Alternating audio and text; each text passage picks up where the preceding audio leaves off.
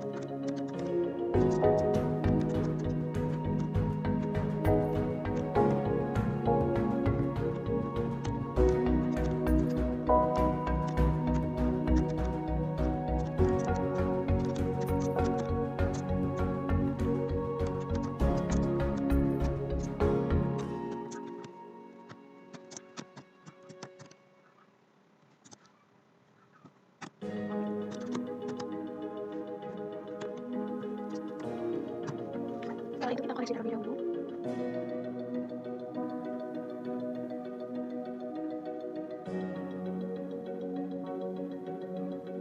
Langkah berikutnya kita save. Nah, pada kali ini program ini saya beri nama pemilihan.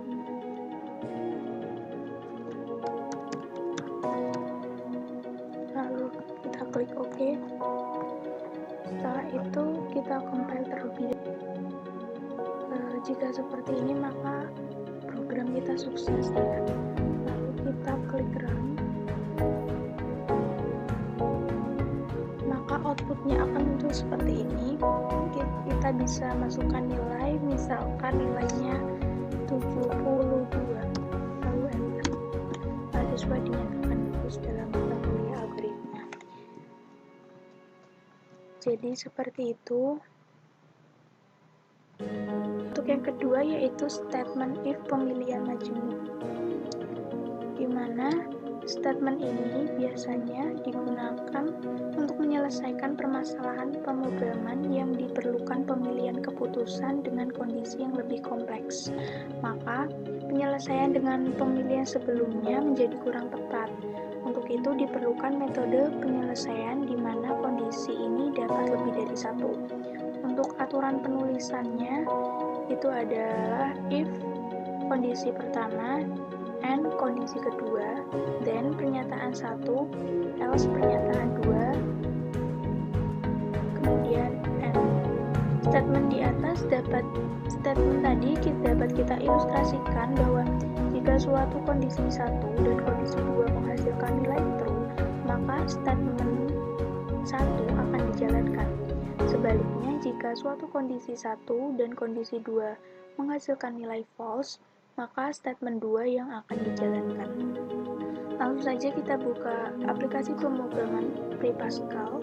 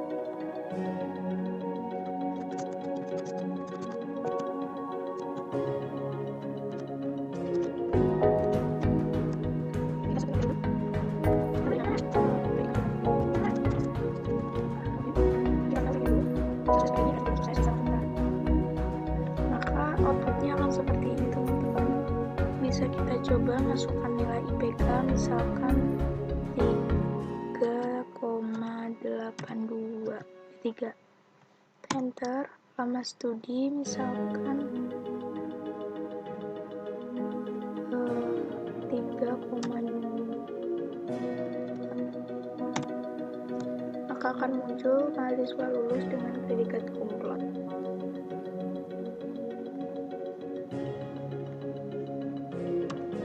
Untuk yang ketiga yaitu pemilihan bertingkat. Pemilihan bertingkat ini itu biasa digunakan untuk suatu pemilihan di mana keputusan atau hasil pilihan yang dibuat tadi akan mengarah kepada pembuatan keputusan berikutnya. Langsung saja kita ambil contoh kasus. Yang pertama yaitu pemrograman untuk menentukan apakah suatu tahun itu merupakan tahun kabisat atau bukan. Suatu tahun dikatakan tahun kabisat jika memenuhi aturan berikut. Pertama, jika tahun habis dibagi 4 dan tidak habis dibagi 100, maka tahun kabisat. Jika tahun habis dibagi 100, maka harus dicek lagi. Jika tahun tersebut habis dibagi 400, maka tahun kabisat, dan jika tidak habis dibagi 400, maka bukan tahun kabisat. Langsung saja kita buka program pre-Pascal. Kita klik lalu kita klik programnya.